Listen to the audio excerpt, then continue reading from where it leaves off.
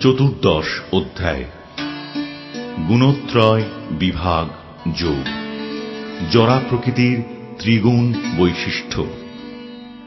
সমস্ত দেহধারী জীবাত্মা মাত্রই শত, রজ ও তম জরা প্রকৃতির এই ত্রিগুণের নিয়ন্ত্রণাধীন। পরমেশ্বর শ্রীকৃষ্ণ এই ত্রিগুণাবলীর স্বরূপ। আমাদের ওপর সেগুলির ক্রিয়াকলাপ, মানুষ কিভাবে সেগুলিকে অতিক্রম করে এবং যে মানুষ অপ্রাকৃত স্তরে অধিষ্ঠিত তার লক্ষণাবলী ব্যাখ্যা করেছেন। শ্রী ভগবান উবাচ পরম ভূয়ঃ প্রবক্ষ্যামি জ্ঞানানাম জ্ঞানমুত্তমম যজ্ঞাত্বা মুনয়ঃ সর্বে পরাম সিদ্ধিমিতো গতাঃ। পরমেশ্বর ভগবান বললেন, পুনরায় আমি তোমাকে সমস্ত জ্ঞানের মধ্যে সর্বোত্তম জ্ঞান সম্বন্ধে বলব, যা জেনে মুনিগণ এই জড় জগৎ থেকে পরম সিদ্ধি লাভ করেছিলেন। ইদম জ্ঞানম উপাশ্রিত্য মম সাধর্ম্যমাগতাঃ সর্গেপি নোপজায়ন্তে প্রলয়ে ন ব্যথন্তি চ। এই জ্ঞান আশ্রয় করলে জীব আমার পরাপ্রকৃতি লাভ করে, তখন আর সে সৃষ্টির সময় জন্মগ্রহণ করে না এবং প্রলয়কালেও ব্যথিত হয় না। মম যোনির্মহদ্ব্রহ্ম তস্মিন গর্ভম দধাম্যহম সম্ভবঃ সর্বভূতানাং ততো ভবতি ভারত। হে ভারত, প্রকৃতি সংজ্ঞক ব্রহ্ম আমার যোনি স্বরূপ এবং সেই ব্রহ্মে আমি গর্ভাধান করি, যার ফলে সমস্ত জীবের জন্ম হয়। সর্বয়োনিষু কৌন্তেয় মূর্তয়ঃ সম্ভবন্তি ইয়াঃ তাসাম ব্রহ্ম মহদ্যোনির অহম বীজ প্রদঃ পিতা। হে কৌন্তেয়, সকল যোনিতে যে সমস্ত মূর্তি প্রকাশিত হয়, ব্রহ্মরূপী যোনি তাঁদের জননী স্বরূপা এবং আমি তাদের বীজ প্রদানকারী পিতা। সত্ত্বম রজস্তম ইতি গুণাঃ প্রকৃতি সম্ভবা নিবধ্নন্তি মহাবাহো দেহে দেহিনমব্যয়ম। হে মহাবাহো, জরা প্রকৃতি থেকে জাত শত, রজ, তম এই তিনটি গুণ এই দেহের মধ্যে অবস্থিত অব্যয় জীবকে আবদ্ধ করে।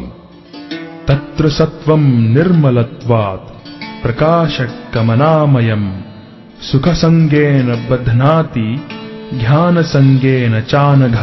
হে নিষ্পাপ, এই তিনটি গুণের মধ্যে শতগুণ নির্মল হওয়ার ফলে প্রকাশকারী ও পাপ পুণ্য এবং সুখ ও জ্ঞানের সঙ্গের দ্বারা জীবকে আবদ্ধ করে।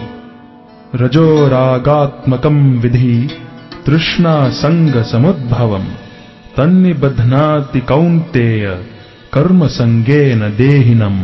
হে কৌন্তেয়, রজগুণ অনুরাগাত্মক এবং তা তৃষ্ণা ও আসক্তি থেকে উৎপন্ন বলে জানবে এবং সেই রজগুণী জীবকে সকাম কর্মের আসক্তির দ্বারা আবদ্ধ করে।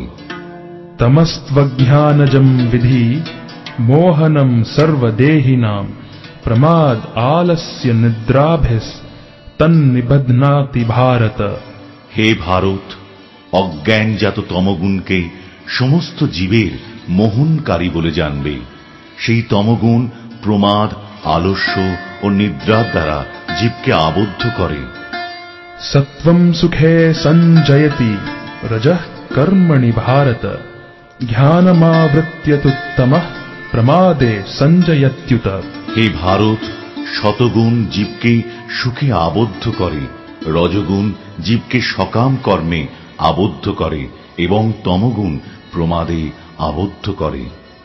রজস্তমশ্চাভিভূয় সত্ত্বম ভবতি ভারত রজঃ সত্ত্বম তমশ্চৈব তমঃ সত্ত্বম রজস্তথা।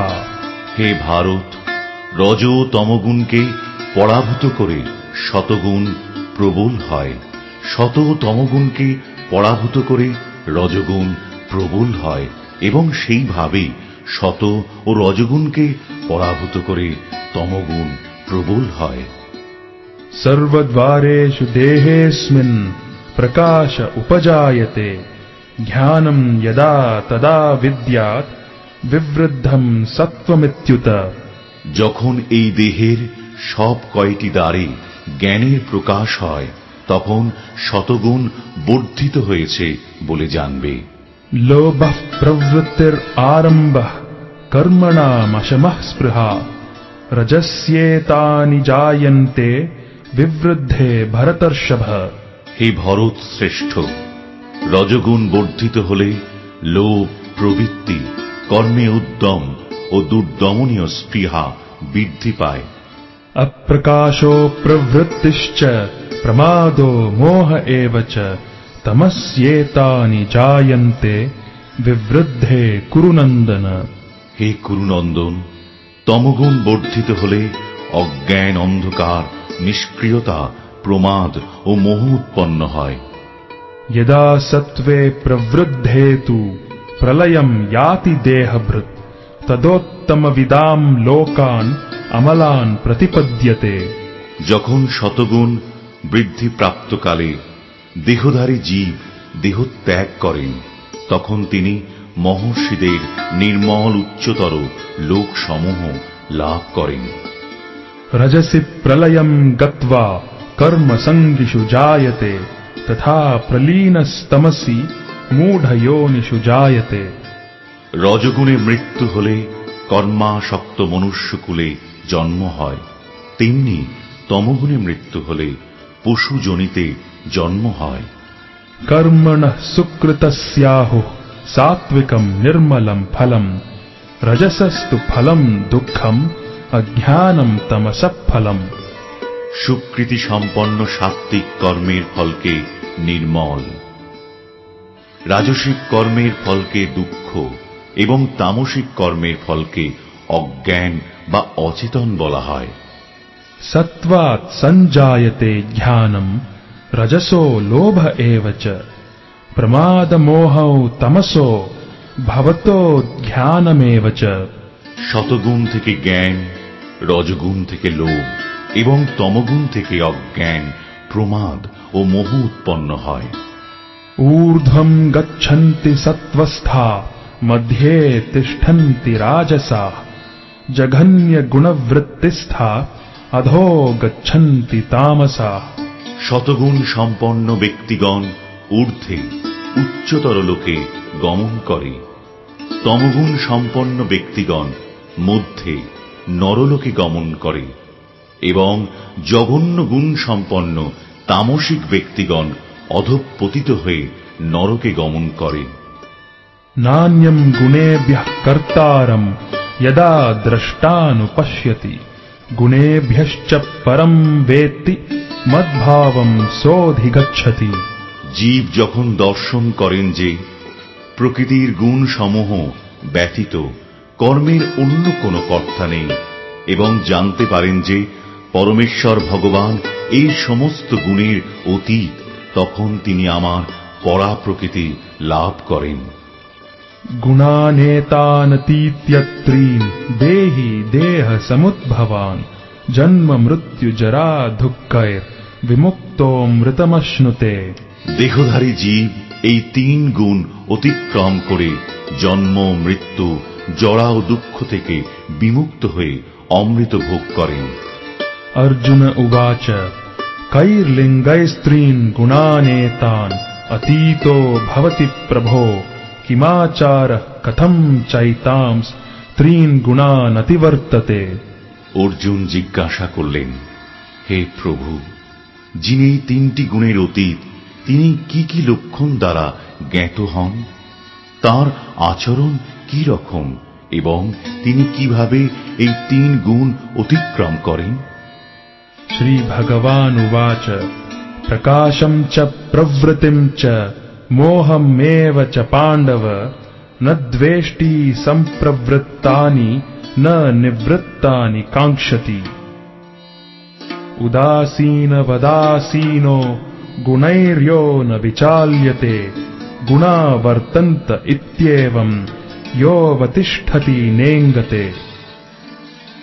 समदुःखः सुखः स्वस्थः समलोष्टाश्मकाञ्चनः तुल्यप्रिया प्रियो धीरस् तुल्यनिन्दात्म संस्तुति मानापमानयोस्तुल्यस्तुल्यो मित्रारिपक्षयो सर्वारंभ परित्यागी गुणातीतः स उच्यते। পরমেশ্বর ভগবান বললেন, হে পাণ্ডব, যিনি প্রকাশ প্রবৃত্তি ও মোহ আবির্ভূত হলে দেশ করেন না এবং সেগুলো নিবৃত্ত হলেও আকাঙ্ক্ষা করেন না, যিনি উদাসীনের মতো অবস্থিত থেকে গুণসমূহের দ্বারা বিচলিত হন না, কিন্তু গুণসমূহ স্বীয় কার্যে প্রবৃত্ত হয় এভাবেই জেনে অবস্থান করেন এবং তার দ্বারা চঞ্চলতা প্রাপ্ত হন না, যিনি আত্মস্বরূপে অবস্থিত এবং সুখ ও দুঃখে সমভাবাপন্ন, যিনি মাটির ঢেলা পাথর ও স্বর্ণে সমদৃষ্টি সম্পন্ন, যিনি প্রিয় অপ্রিয় বিষয়ে সমভাবাপন্ন, যিনি ধৈর্যশীল এবং নিন্দা স্তুতি মান ও অপমানে সমভাবাপন্ন, যিনি শত্রু মিত্র উভয়ের প্রতি সমভাবাপন্ন এবং যিনি সমস্ত কর্মোদ্যম পরিত্যাগী, তিনি গুণাতীত বলে কথিত হন। मां च यो व्यभिचारेण भक्तियोगेन सेवते सगुणान् समतीत्यैतान् ब्रह्म भूयाय कल्पते। যিনি ঐকান্তিক ভক্তিযোগ সহকারে আমার সেবা করেন, তিনি প্রকৃতির সমস্ত গুণকে অতিক্রম করে ব্রহ্মভূত স্তরে উন্নীত হন। ब्रह्मणो हि प्रतिष्ठाहम् अमृतस्य व्ययस्य च शाश्वतस्य च धर्मस्य सुखस्य एकान्तिकस्य च। আমি নির্বিশেষ ব্রহ্মের প্রতিষ্ঠা বা আশ্রয়, অব্যয় অমৃতের শাশ্বত ধর্মের এবং ঐকান্তিক সুখের আমি আশ্রয়।